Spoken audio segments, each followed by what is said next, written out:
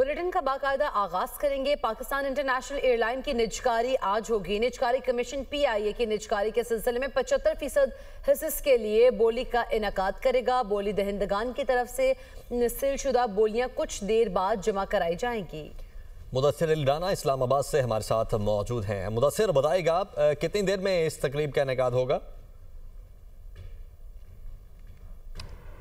जी, वजारत निजकारी commission की जानिब से तमाम तर तैयारियां मुकम्मल कर ली गई हैं और पाकिस्तान इंटरनेशनल एयरलाइन की आज प्राइवेटाइजेशन के लिए जो तैयारियां हैं वो मुकम्मल हैं और अब से कुछ देर के बाद जो तकरीबन 10:30 से 10:45 के दरमियान जो 3 कंसोर्शियम हैं उनकी जानिब से बिडिंग जमा करवा दी जाएगी। उस बिडिंग की वफाकी कबीना का जो अब से कुछ देर के बाद इजलास होगा वहाँ से मंजूरी ली जाएगी और उसके बाद अगर तो वो जो बिडिंग प्राइस है वो वफाकी कबीना और जो रिज़र्व प्राइस मुख्तस की होगी उसके मुताबिक होगी तो बोलियों का जो अमल है वो 3:30 बजे खोल दिया जाएगा। ये बिल्कुल एक ट्रांसपेरेंट निज़ाम के तहत वज़ीर आज़म का जो मिशन है कि निजकारी प्रोग्राम को बिल्कुल तौर पर शफाफियत के साथ मुकम्मल किया जाएगा, उसी पर अमल दरामद करते हुए तमाम जो PIA की प्राइवेटाइजेशन का प्रोसेस है उसको लाइव टेलीकास्ट किया जाएगा। इसके लिए तमाम तर जो इंतजामात हैं वो मुकम्मल कर लिए गए हैं। जो 3 कंसोर्शियम है वो भी इस वक्त जो है वो निजी होटल में जहां पर PIA की प्राइवेटाइजेशन हो चुके हैं और उनकी जानिब से अब से कुछ देर के बाद ही जो बिडिंग है वो दे दी जाएगी। जो बिडिंग है उसको पहले नहीं खोला जाएगा, लेकिन वफाकी कबीना की मंजूरी के बाद और जो रिज़र्व प्राइस मुख्तस की गई है उसके मुताबिक अगर मैच करती होगी तो उसकी 3:30 बजे के बाद ये बोलियां खोलनी शुरू कर दी जाएंगी। साथ में जो बिज़नेस प्लान फाइनल किया गया है प्री क्वालिफाइड कंपनियों के साथ, उसमें जो PIA के मुलाजमीन है तकरीबन 7,000 उनको 1 साल के लिए नौकरी पर रखा जाएगा और 1 साल के बाद जो मुलाजमीन वेल परफॉर्म्ड होंगे और जिनकी अदारे को ज़रूरत होगी उनको नौकरी पर बहाल रखा जाएगा। साथ में ये भी बताया जा रहा है कि जो मुलाजमीन रिटायर हो जाएंगे उनको गोल्डन हैंडशेक का एक पैकेज दिया जाएगा और उसके बाद उन मुलाजमीन की जो नौकरी है वो ख़त्म हो जाएगी। इसके साथ साथ अगर दीगर बात कर ली जाए तो फौरी तौर पर जो ख़रीदार पार्टी होगी उसको तकरीबन PIA में 80 अरब रुपए की सरमायाकारी करना होगी। पाकिस्तान इंटरनेशनल एयरलाइन के पास इस वक्त मजमूई तौर पर 33 जहाज़ हैं जिसमें से 18 ऑपरेशनल हैं, जबकि जो बाकी जहाज़ ऑपरेशनल नहीं है या उनको मुरम्मत की ज़रूरत है PIA की ख़रीदार पार्टी को उनको भी फौरी तौर पर मुरम्मत करवाना होगा और इसके साथ साथ जहाज़ों की जो तादाद है उसको बढ़ाकर 40 से ज़्यादा करना होगा।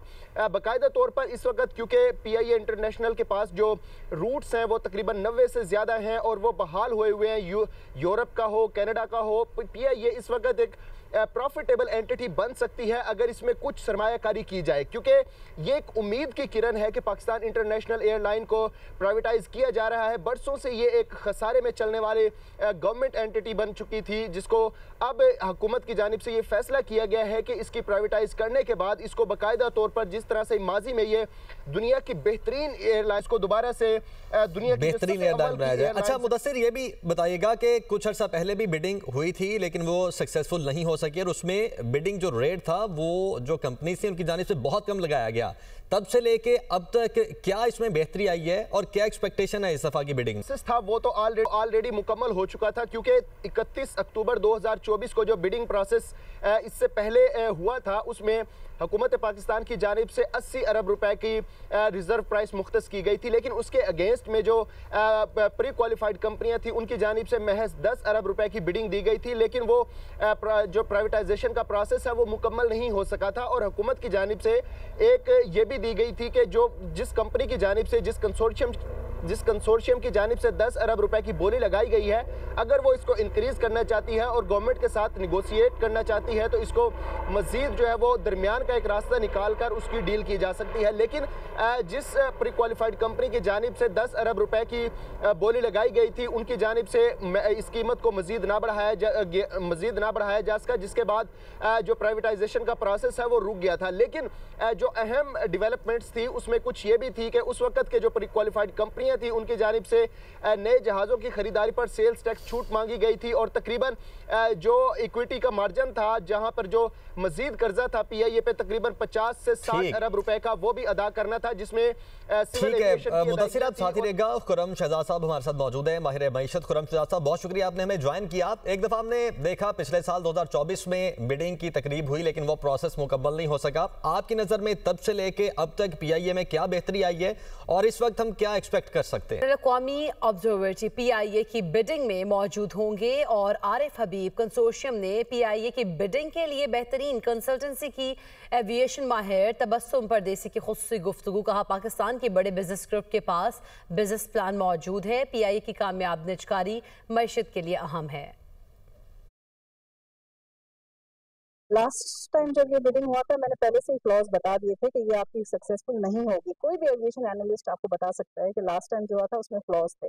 आई थिंक इस दफ़ा इन्होंने अपनी गलतियों से सीखा है और काफ़ी उसको रीस्ट्रक्चर करने की कोशिश की है।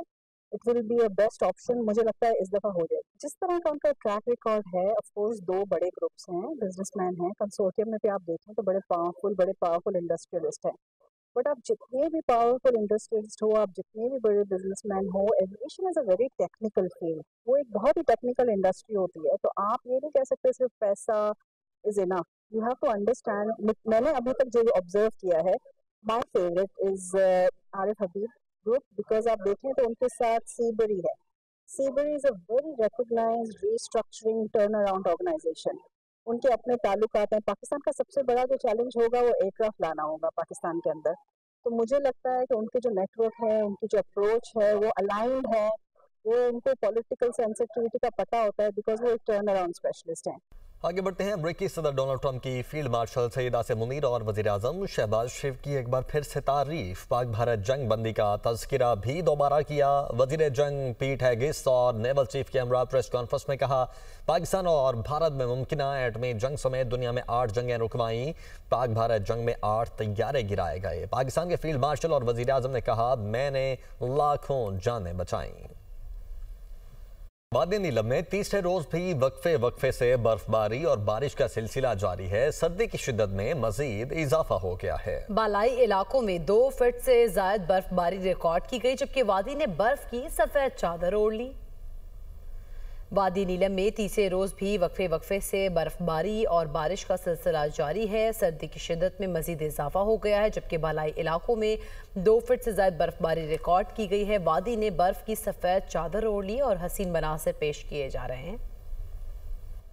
वादी कागान में बारिश और बर्फबारी के बाद सर्दी की शिद्दत बढ़ गई। सयाह दिलफरेब मौसम से लुत्फानंदोज हो रहे हैं। मजीद बता रहे शुगरान में मौजूद हमारे नुमाइंदे मोहम्मद आसिफ अवान। जी मोहम्मद आसिफ, बताइएगा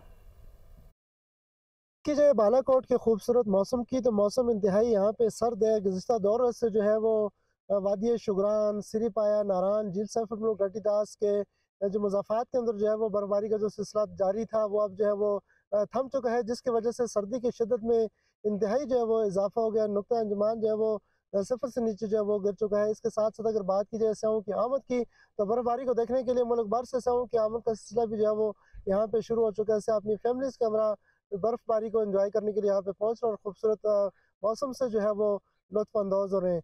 महकमा मौसमियात की जानब से जो है वो आइंदा चंद रोज़ तक जो है पहाड़ों के ऊपर बर्फबारी के साथ साथ शदीद सर्दी की जो पेशन गोई जो है वो की गई है।